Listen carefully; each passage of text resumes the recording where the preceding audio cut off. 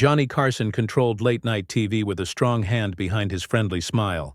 The Tonight Show's famous host invited thousands of people through Studio One's doors, but a few special guests got permanently kicked out from TV's most wanted couch. Carson's relaxed style hid a strong defender of his show. He was a man who set limits when guests disrespected his kindness. From crazy behavior to threats behind the scenes, these celebrities learned the tough way. If you crossed Johnny Carson, you lost the chance to be seen by 15 million viewers every night forever. Number 1. Wayne Newton. Carson's joking comments about Las Vegas performers usually made the audience happy. His writers made one particular joke. Las Vegas is putting in brighter stage lights because Wayne Newton's hair needs sunlight to grow. The audience laughed hard, but Newton's pride couldn't take the hit. With millions of dollars put into his Aladdin Hotel and his carefully protected image, Newton's business suffered with each joke. In 1980, security cameras caught Newton rushing into NBC's Burbank building without warning. He pushed past the front desk, his silk shirt open to his mid-chest, his fists tight and white. Workers ran away as he broke into Carson's office while he was getting ready for the show. "These jokes about me will stop right now or I'll beat you up," Newton said in an angry voice, standing over Carson's desk. Johnny stayed in his chair, completely calm, then picked up his phone. "Security, please take Mr. Newton out of the building," and never let him back in. The network acted fast. Newton's photo was put up in security booths with red-stamped orders. No entry for any reason. That night's opening jokes removed every Newton reference, not because of fear, but because of principle. Carson told producer Fred de Cordova, "Nobody threatens me in my own place. Nobody." The band became famous among Tonight Show workers. Newton's name disappeared from booking lists, and talent coordinators learned to not even say his name. The news spread through Hollywood very quickly. Physical threats meant your career was over at NBC. Behind the scenes, Newton tried to make peace, sending fancy gift baskets to Carson's Beverly Hills house. Each package came back unopened. When Newton walked up to Carson at the 1986 Emmy Awards, Johnny just turned around and walked away, holding his champagne glass. Industry insiders whispered that Carson had two sins he couldn't forgive: threatening his physical safety and challenging his power in his own studio. Newton had done both in one afternoon. "You can come back from doing badly on the show," Tonight Show writer Pat McCormick later said. "You can come back from almost anything in this business, but threatening Johnny, that was career suicide." The irony wasn't lost on industry veterans. Newton's attempt to protect his image created a much worse story. As his Vegas career kept growing, the permanent Tonight Show blacklist put a shadow over his nationwide fame. Carson never talked publicly about the ban, making it more mysterious. His silence hurt more than any opening joke could have. Number 2. Zsa Zsa Gabor. Gabor walked onto the set in 1968 with a small dog under her arm, breaking Carson's no surprise animals rule. The dog, calm at first, saw Ed McMahon's sandwich during the commercial break and jumped from Gabor's arms. "Darling, come back to Mama," she called. But the dog was already eating McMahon's lunch, throwing lettuce across the shiny floor. Carson watched with tight lips as the crew scrambled. When cameras came back on, he stayed calm, even as the dog jumped on his lap, leaving paw prints on his perfect suit. "Your little friend is quite the performer," Carson joked as the audience laughed loudly. Gabor replied, "He loves you, Johnny. I will bring him every time." Carson's smile froze. Backstage, he exploded to producers. "This isn't a zoo. Next time she brings animals, she's banned." 2 months later, Gabor showed up with a Persian cat hidden in her purse. Halfway through the interview, she showed her surprise. The cat hissed, scratched Carson's hand, and peed on the famous desk. With blood showing on his hand, Carson cut to commercial. When they came back, Gabor sat alone. "Miss Gabor has left to take care of her pet," Carson explained smoothly. But his decision was final. Gabor never got another invitation despite many attempts from her publicist. Carson sent out a studio-wide memo. No uninvited animals, no exceptions, no Zsa Zsa Gabor. What viewers didn't see was Carson's reaction backstage. Makeup artist Gina Roberts remembered, "Johnny never swore on air, but backstage. That desk had been with him since New York. He loved it. When that cat did its business, I heard words I didn't know Jonny knew. The damage went beyond the wooden surface. NBC prop masters spent 3 days getting the smell out of the desk's wood. Producers calculated the cost of that segment: one ruined suit jacket, desk repair, and Carson's goodwill. Gabor's publicist started a 6-month campaign to get her booking status back, sending written apologies, replacement furniture, and even a gold-plated desk pin. Carson's response came through NBC's legal department. Mr. Carson appreciates Ms. Gabor's interest in returning to The Tonight Show. Unfortunately, we have a strict rule about surprise animals. This rule cannot be changed. The formal words hid Carson's actual words to producers. I'd rather interview a cactus. At least it would stay still. The ban entered Tonight Show history when Doc Severinsen's band created a running joke. Each time Gabor appeared in tabloids, they'd play 3 notes of Here Kitty Kitty. During rehearsals, Carson would smile and pretend to wipe his desk. The inside joke went on for nearly 10 years. Number 3, Buddy Hackett. Hackett's late-night visits became famous for pushing limits, but his 1976 visit crossed even Carson's generous line. The comedian arrived very drunk, slurring his words slightly during pre-show makeup. Carson, sensing trouble, whispered to producers, "Keep his segment short." The warning was right. Hackett started innocently enough, talking about his Vegas show. Then, without warning, he started telling a sailor joke so dirty the control booth rushed for the delay button. Before they could react, Hackett told 3 punchlines that put NBC's broadcast license at risk. "Jesus Christ," said the floor director quietly. Carson, always professional, laughed politely while quietly signaling the band. Doc Severinsen and his band began playing, but Hackett raised his voice, wanting to finish his story. Carson leaned forward. "I think we need to end this, buddy." "I'm just getting started, Jonny," Hackett shouted, starting another dirty story about a nun and a sailor. Carson's face stayed pleasant for viewers, but his knuckles turned white around his pencil. This was the clear sign staff knew meant he was about to explode. The commercial break couldn't come fast enough. Backstage, Carson talked to network censors. 3 FCC violations in 4 minutes. That's a record even for us. The censors looked serious. "The phones are already ringing." Carson made his decision before taking off his makeup. Buddy Hackett goes on the list permanently. The band stayed in place for 15 years. When Carson was getting close to retirement, Hackett's agent begged for one final appearance.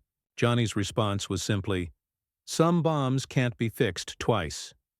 NBC switchboards got 312 complaint calls that night, the second highest in Tonight Show history. Affiliate stations in the Midwest threatened to delay the program if standards kept getting worse. Carson, who took pride in smart adult humor that stopped short of being vulgar, took the complaints personally. Jonny never censored his guests, remembered head writer Raymond Siller.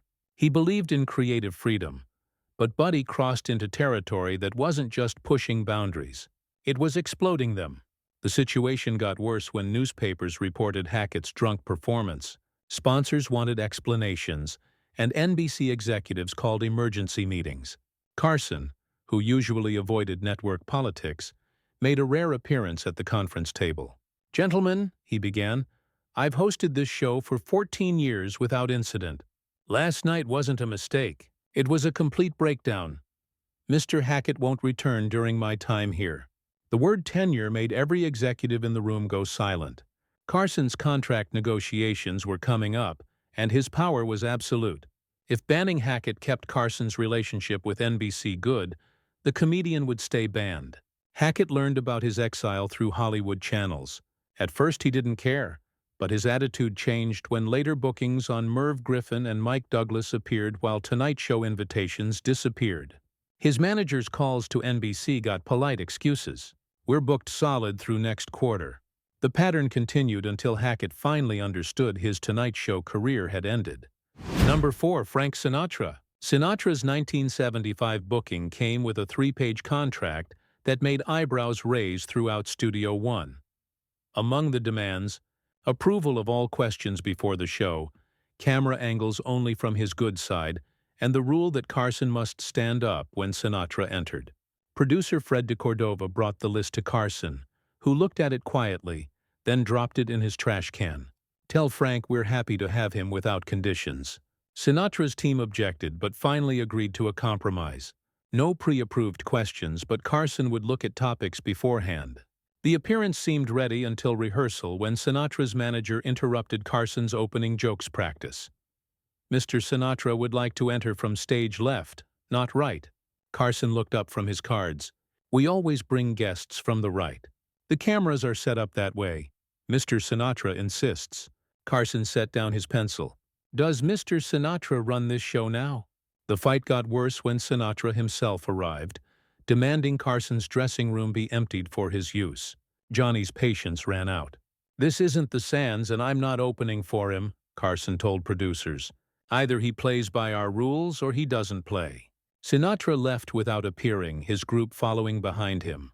Carson watched from his office window, then made a firm call to NBC executives.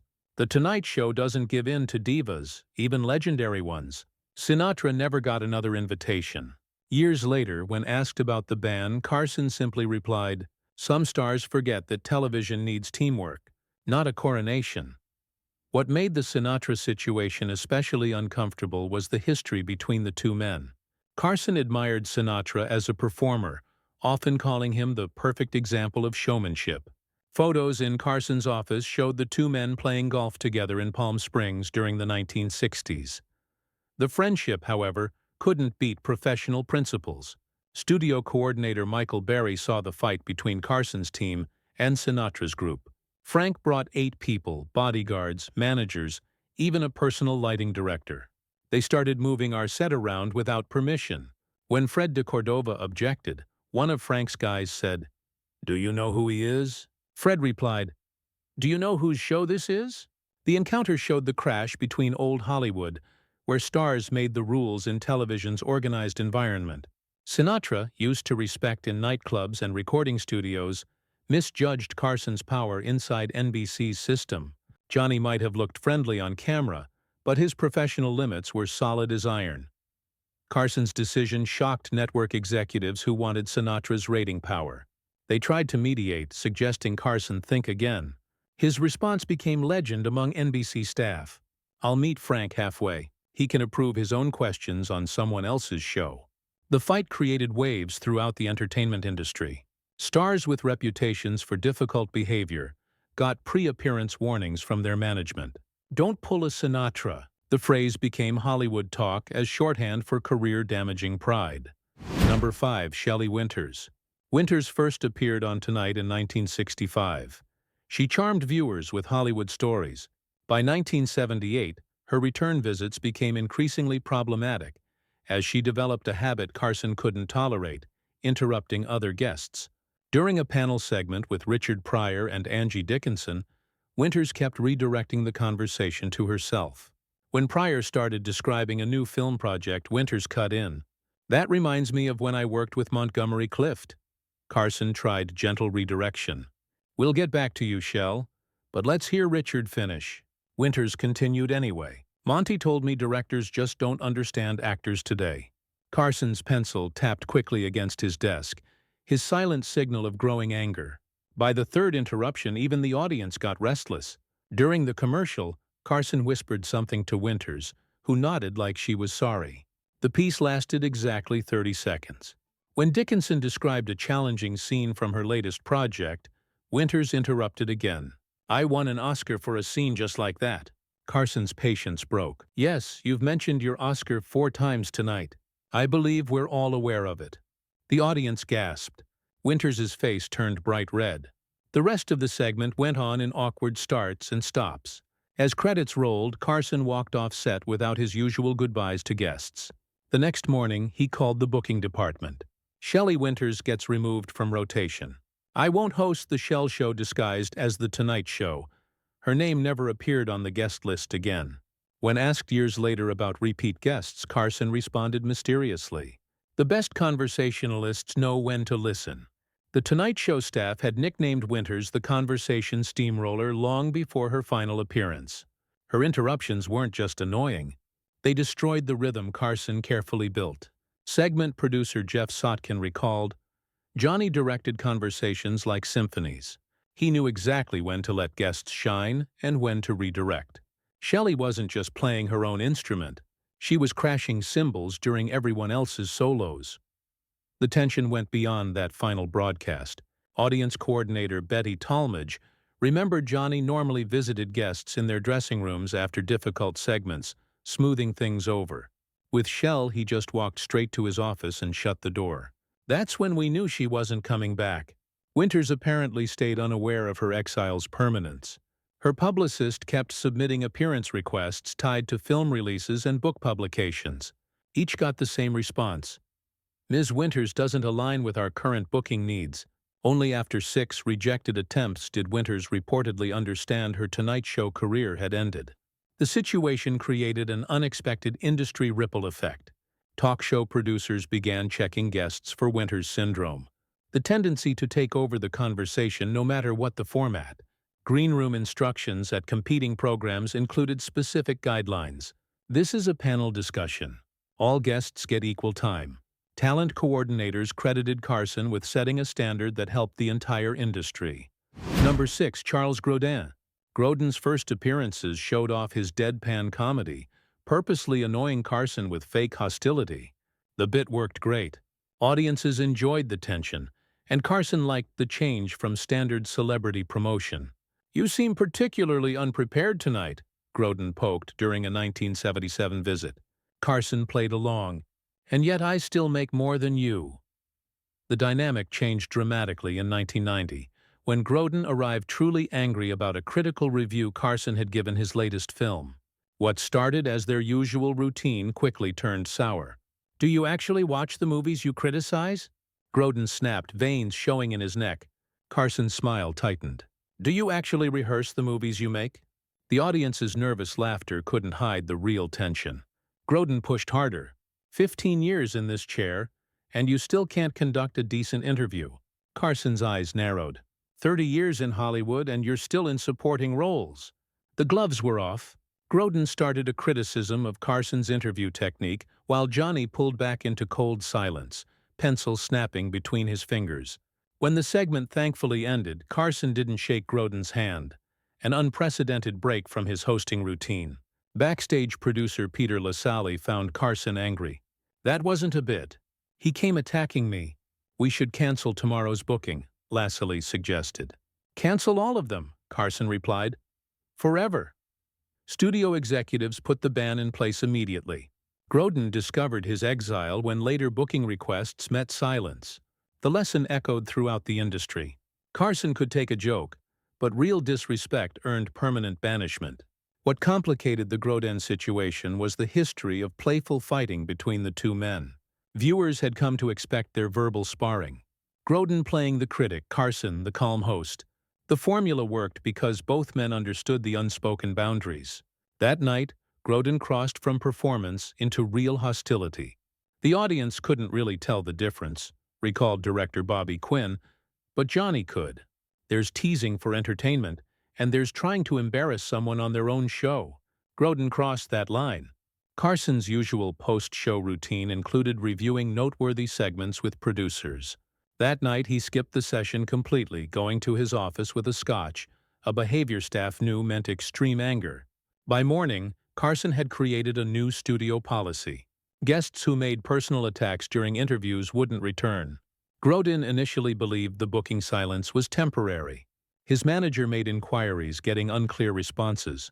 Only after 6 months without contact did Grodin realize how big his mistake was. He sent a handwritten apology letter that Carson never acknowledged. Years later, when Larry King asked Grodin about the incident, he responded mysteriously, "Sometimes improvisation takes you places you never intended to go." Industry insiders noted the career impact. Grodin's film work continued, but his talk show visibility went down significantly. Without Tonight Show appearances, his public profile slowly faded. The lesson wasn't lost on other celebrities. Even established bits had boundaries, and Carson alone decided where they were. Number 7. Tom Snyder. When NBC expanded late-night programming in 1973, executives promised Carson that Tom Snyder's Tomorrow Show would add to, not compete with, Tonight. Carson welcomed the addition, even recommending potential guests for Snyder's first week. The friendly relationship lasted exactly 18 months. The trouble started when Snyder began booking guests right after their Tonight Show appearances, offering them a second platform that often contradicted statements made on Carson's couch. Publicists loved the double exposure, but Carson saw it as hurting his program's exclusivity. The situation got worse when Snyder began regularly appearing on Merv Griffin's competing talk show, talking about NBC's late-night strategy in what Carson viewed as inappropriate detail. After Snyder revealed specifics about Tonight Show booking policies during a Griffin interview, Carson called NBC executives. "Either he represents this network only, or he doesn't represent my lead-in," Carson stated flatly. Network president Herb Schlosser tried diplomacy. "Tom's just building his profile. Not with my credibility," Carson replied. The final straw came during a television critics press tour when Snyder joked, "Jonny gets the stars. I get the interesting people." The quote appeared in TV Guide's coverage, reportedly causing Carson to throw the magazine across his office. That week, Carson put in place what staff called the Snyder blackout. Tom's name would never be mentioned on Tonight. His show would never be promoted during Carson's broadcast. And most importantly, Carson would never appear on Tomorrow despite repeated network requests.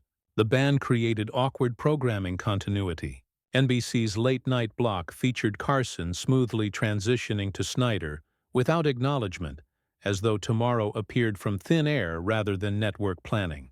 When Snyder got major exclusive interviews, Tonight producers got instructions to avoid all related topics in Carson's opening jokes. "It was like working with divorced parents who refused to acknowledge each other's existence," recalled NBC programmer Warren Littlefield. Jonny never criticized Tom publicly, but his silence said everything. The Cold War continued until Snyder's departure from NBC in 1982. Even during farewell celebrations, Carson refused to participate. His only comment came during a staff meeting. "Professional courtesy is reciprocal. When it's absent in one direction, don't expect it from the other." 7 outcasts, 7 career setbacks. Newton's threats, Gabor's pets, Hackett's vulgarity, Sinatra's demands, Winters' spotlight theft, Grodin's real hostility, and Snyder's perceived disloyalty each broke the unwritten rules of Carson's kingdom. These weren't petty grudges, but business decisions protecting the Tonight Show's carefully crafted atmosphere. The ban sent shockwaves through Hollywood's power structure. Even legends weren't immune to Carson's red pen. Television's most powerful host protected his throne not through public statements, but through the most devastating weapon in show business: simply never booking you again. Smash like if one shocker surprised you and hit subscribe for the next round of untold TV drama.